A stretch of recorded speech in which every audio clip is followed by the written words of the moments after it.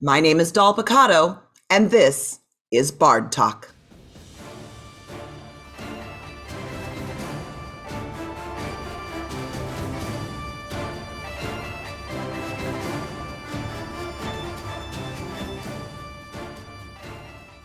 Legend has it that the ghost of a young boy haunted the halls of the aptly named Chillingham Castle in the north of England.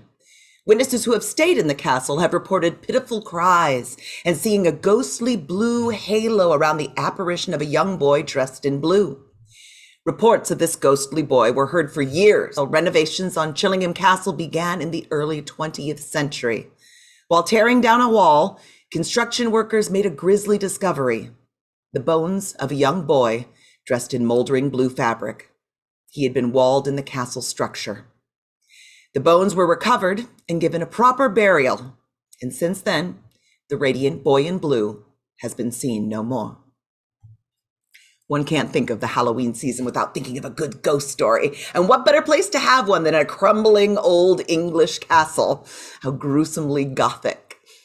Chillingham Castle prides itself on being the most haunted castle in England, but so does Barry Pomfrey Castle, and Craigie Noss Castle, and Glamis Castle, and Muncaster Castle, and Hever Castle. You get the idea. England has a rich history of haunted castles, pubs, inns, hills, towers. Supernatural sightings have included ghostly monks, ghostly soldiers, ghostly queens, ghostly children, white ladies, red ladies, gray ladies, brown ladies, blue boys, and even the headless ghost of Anne Boleyn, who returns to Blicking Hall every May 19th in a horse-drawn carriage, carrying her own head in her lap. Long story short, England got ghosts. In England's literature, you find some of the most famous ghosts ever written: The Turn of the Screw, The Woman in Black, The Canterville Ghost, and of course, A Christmas Carol. If you check out a search engine, however, and you type in Elizabethan ghost stories, for all the historical sightings and Elizabethan haunted castles, the first thing that came up, at least for me, were ghosts in Shakespeare. Now, everyone knows that Shakespeare used ghosts in his plays. We see ghosts in at least 5 of his plays significant enough to drive the course of the action. Before we dive into the plays themselves, let's look a little bit about how Elizabethan people felt about ghosts. What were they? How did they come to be? How were they portrayed on stage? First, what were they? Ghosts were the spirits of people who had died and were now visible to the living. They could appear as nebulous forms, vapors, or in some cases, a human-like shape. In Elizabethan times, they were often thought to look just like they did in life, although perhaps sadder. They were often dressed in the same clothes that they wore in life. Second, how did they come to be? It was generally believed that if a person was murdered, committed suicide, was not able to confess their sins upon their death, or did not receive a proper burial, that their spirit would wander until these lifetime errors were rectified. Even as late as 1932, you can find this in English literature. Agatha Christie in Peril at End House writes about a seance where a ghost supposedly appears and one of the suspects cries out, "It's her! It's her! Those that's murdered always walks! It's her!" Third, how are they portrayed on stage? Well, according to Howard Waters of the Utah Shakespeare Festival, the Elizabethans interpreted ghosts in 3 different ways: the vision, or purely subjective ghost, the authentic ghost who has died without the opportunity of repentance, and the false ghost, which is capable of many types of manifestations. And here is where we find the really interesting problem with ghosts during the Elizabethan era. The second idea, that a ghost is a wandering spirit who, unable to rectify wrongs during their own lifetime, returns to the living to try to complete their unfinished business, is a mostly Roman Catholic idea. The belief was that a murder, a suicide, a woman dying in childbirth, anyone who had perished without being able to confess their sins and ascend to heaven with a clean conscience was not sent to heaven or hell, but rather to purgatory. Purgatory was, to oversimplify it a lot, a sort of spiritual waiting room where those souls who were not ready for heaven could be cleansed before entering paradise. Prayers from the living often helped to shorten the amount of time that a soul would be kept waiting. So the Catholic belief is that the spirits waiting in purgatory would be able to leave the waiting room during the night, quote, for instructing and terrifying of the living, and then they would disappear at the crowing of the cock, the first glimpse of dawn. Now, why is this interesting for Shakespeare's ghosts? Well, a little history. In 1532, King Henry VIII was trying to have a son with his wife, Catherine of Aragon. After producing one daughter in their 24 years of marriage, Catherine was deemed unfit and Henry wanted a new queen. But there was no divorce allowed under the Roman Catholic Church. So Henry petitioned for an annulment, basically saying that the marriage never happened. Well, the marriage did happen and the annulment was denied. So Henry III did what any reasonable monarch would do. He formed his own religion that allowed divorce. He created the Church of England and made himself the head of it, rejecting the authority of the Pope. He then divorced Catherine, married Anne Boleyn, had Elizabeth I, but no sons, and after 3 years accused Anne of treason, divorced her head from her body, as can apparently still be observed at Blicking Hall every May 19th, and married Jane Seymour. And thus, England was Protestant. After Henry's death, his son by Jane Seymour, Edward VI, took the throne. He continued to keep England Protestant, but he fell ill and died. Mary I, the daughter of Henry and Catherine of Aragon, took the throne and declared England Catholic again. Known as Bloody Mary, she had over 280 religious dissidents burned at the stake during her 5-year reign. She was a devoted Catholic and had support from much of England who had disagreed with Henry's creation of the Protestant Church. She died without leaving an heir, and her half-sister Elizabeth ascended to the throne in 1558. Now, England was in a state. Staunch Catholics and fervent Protestants were tearing the country apart. What would Elizabeth do? She was raised Protestant. Catholic services had been punishable by death under Edward, and Mary burnt Protestants at the stake. Now, Elizabeth decided to turn all that down by several notches. Catholics weren't free to worship in public, but Elizabeth didn't go out of her way to persecute them. As far as she was concerned, as long as Catholics behaved themselves, were loyal to her, and attended church now and again, they were free to believe what they wished. She famously said, "I have no desire to make windows into men's souls." Foreign Catholic powers began to rally against Elizabeth, seeing her tolerance as feminine weakness, and they seized the opportunity to put a Catholic leader back on the throne. In 1570, the Pope issued a papal bull of excommunication against Elizabeth and encouraged Catholics to plot against her. Secret agent priests, yes, secret agent priests, were sent to reconvert people to Catholicism and to put Mary, Queen of Scots, a Catholic, on the throne. Between 1570 and 1590, Elizabeth foiled 4 major Catholic plots against her, ending with the execution of Mary, Queen of Scots. So although she was more lax about Catholicism, the country was still Protestant, and she would not hesitate to quash Catholic uprisings if she had to. It meant England was in this sort of bizarre religious limbo where some things were punishable and maybe some weren't. The things were officially Protestant and Catholicism was legal, but maybe not really. So what does all this English religious history have to do with Shakespeare's ghosts? Well, a lot, as it happens. In the Catholic faith, when you died, you were judged and were sent to heaven, hell, or purgatory, the spiritual waiting room. This was the room where ghosts came from. In the Protestant faith, there was no purgatory. It didn't exist, but ghosts still did. So, where did they come from? Here's what the difference lay. Protestants believed that anything that wasn't definitely from God must be from the devil. If ghosts weren't coming from heaven, they must be coming from hell. As Thomas Browne wrote in Religio Medici in 1643, quote, "I believe that these apparitions and ghosts of departed persons are not the wandering souls of men, but the unquiet walks of devils, prompting and suggesting us unto mischief, blood, and villainy, instilling and stealing into our hearts that the blessed spirits are not at rest in their graves, but wander solicitous of the affairs of the world, and those phantasms appear often." This meant that technically there was no second type of ghost in the Protestant faith. There was no such thing as a ghost coming back to ask for prayers or to take care of unfinished business. Those were the third kind of ghost, specters sent by the devil to do people harm. So, as the nature of religion in England was swinging back and forth with copious arguments among contemporaries as to what was right and what was wrong, the nature of ghosts being connected to these various religious ideas swung back and forth as well. So how does this play into Shakespeare's texts? There are many arguments that Shakespeare was in fact Catholic, although he claimed to be Protestant. Scholars have found evidence of both Catholic and Protestant references in Shakespeare's plays and poems, but there's no way to be 100% sure. We actually appreciate Samuel Schoenbaum, a Shakespeare biographer who argued that Shakespeare was probably not a particularly pious person and had essentially earthly motives. Quote, "The artist takes precedence over the votary." But that's not to say he could write whatever he wanted.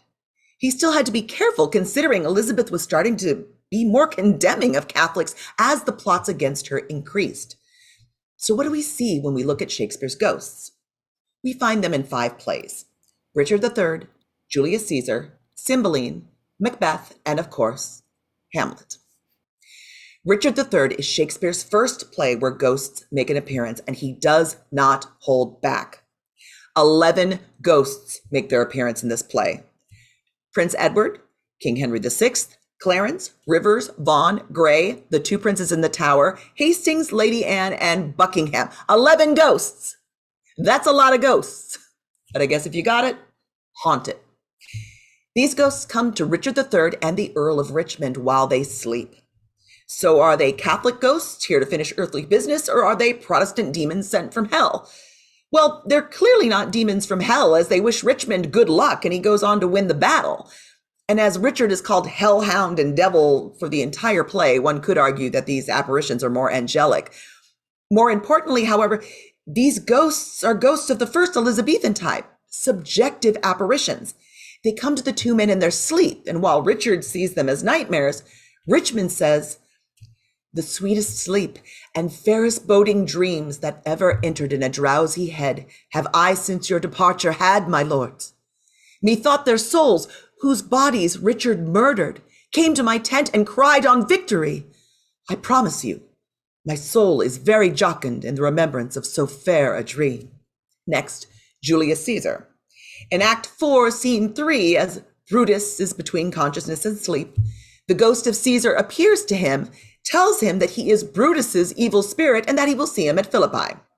Again, in this instance, as it is unclear if Brutus is awake or asleep, we have another instance of a subjective ghost. In addition, since the apparition says he's Brutus's evil spirit, it can be argued that this is merely Brutus's own conscience torturing him rather than a supernatural entity come back for the grave for unfinished business or vengeance. The ghost has merely 3 lines. Hardly time to establish a craving for vengeance. Also, taking place in ancient Rome meant that the play was so far removed from the religious problems of England that there was no real threat of offense. That didn't happen here in England. We don't think like that. Next, Cymbeline. The ghosts in Cymbeline appear in Act 4, Scene 4. Our main character, Posthumus, named because he was technically born after his mother died, is visited by the ghosts of his family while he sleeps in prison. His father and 2 brothers die in battle, and his mother dies in childbirth, and they basically show up and start yelling at Jupiter, the king of the gods, to leave Posthumus alone. It's basically, he is a good boy. Why don't you give him a break? Jupiter shows up, tells them all to hush, literally, and then mounts a giant eagle and flies off. Yes, really. The ghosts leave, and when Posthumus wakes up, he feels better and is released from prison. It's a very strange scene. Again, with the appearance of a Roman god in the scene, Shakespeare is removing us so far from the Catholic Protestant argument that it really isn't relevant. Also, these ghosts, again, come in a character's sleep. They could just be a dream. In John Mullen's article, Ghosts of Shakespeare, he writes, quote, "The appearance of ghosts only to men who slept, perhaps removed from any spectator's religious uncertainties about whether ghosts existed or not. It could always just be a dream." Next, we have Macbeth. We're entering a little more complex territory here because 1, we're in the UK, and 2, Macbeth is clearly awake when he sees the ghost. The ghost of Banquo, who he has murdered, shows up at a banquet. No one can see the ghost except for him. He keeps asking everyone who has done this, getting more and more agitated as his completely confused wife tries to assure everyone that this is normal, and Macbeth acts like this all the time. It isn't, and he doesn't, and everyone knows it, and they end up leaving the party thinking Macbeth is completely insane. We, as an audience, are also privy to this insanity, even though we see the ghost as well. In Act 2, Scene 1, Macbeth has a soliloquy where he asks, "Is this a dagger which I see before me? The handle toward my hand? Come, let me clutch thee. I have thee not, and yet I see thee still. Art thou not, fatal vision, sensible to feeling as to sight? Or art thou but a dagger of the mind, a false creation proceeding from the heat oppressed brain?" We see him hallucinating. This pushes the audience to doubt the trustworthiness of Macbeth's perception. We know he is not a reliable character, so when he sees the ghosts, but the rest of his onstage audience cannot, we question whether the ghost is real, even though we as the actual audience can see it. So again, Shakespeare gives us a subjective ghost. It might just be in Macbeth's mind. Now we come to Hamlet. Here is where Shakespeare really breaks the mold as far as the ghost idea is concerned. Not only is Hamlet wide awake when he sees the ghost, but he's not even the first person to see it. Bernardo and Marcellus, the castle guards, see it, and they get Horatio, who they call a scholar, to witness the ghost as well. It is no mistake that they call Horatio a scholar.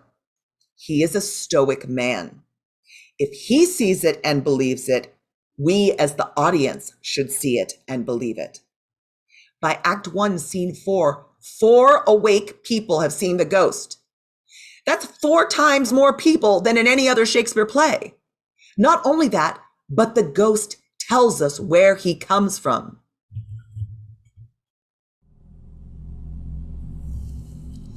"I am thy father's spirit, doomed for a certain term to walk the night, and for the days confined to fast in fires, till the foul crimes done in my days of nature are burnt and purged away."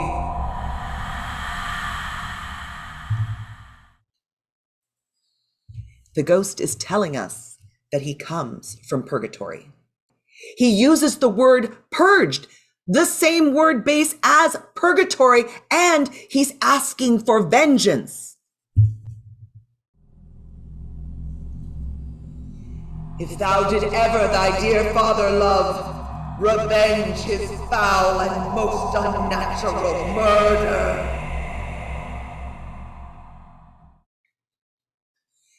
Can this be any clearer?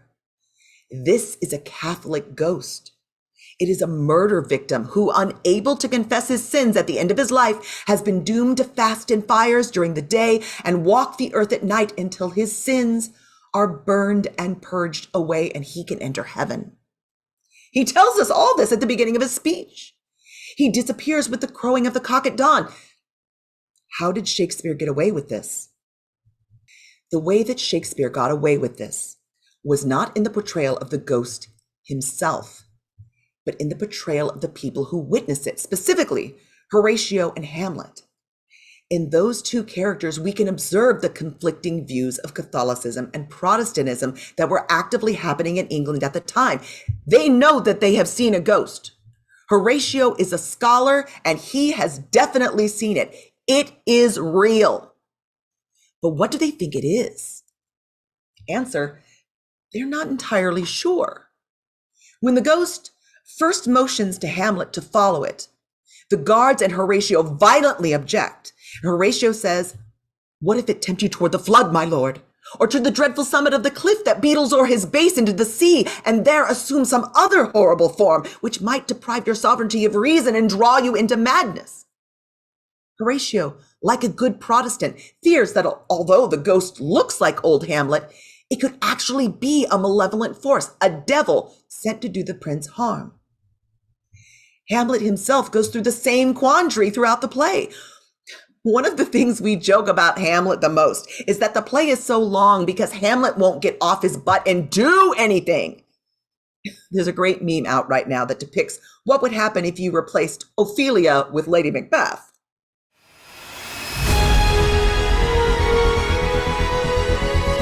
To be or not to be. So, have you killed your uncle yet? What? No.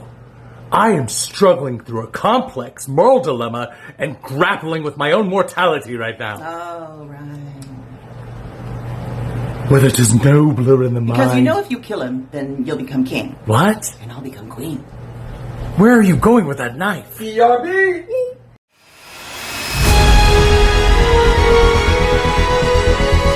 Things would have gotten done. But the reason Hamlet takes so long to act is because, like a good Protestant, he fears that the ghost isn't actually his father, but a devil that is lying to him to lead him to damnation. Hamlet tells us this himself. The spirit I have seen may be the devil, and the devil hath power to assume a pleasing shape. Yea, and perhaps out of my weakness and my melancholy, as he is very potent with such spirits, abuses me to damn me. I'll have grounds more relative than this. The play's the thing, wherein I'll catch the conscience of the king. So he's going to get proof, and he's going to use theater to do it. Truly, Shakespeare did emphasize the artist over the votary. But that's what takes Hamlet so long to act. He's not going to blindly accept the word of a ghost that looks like his father as much as he may want to.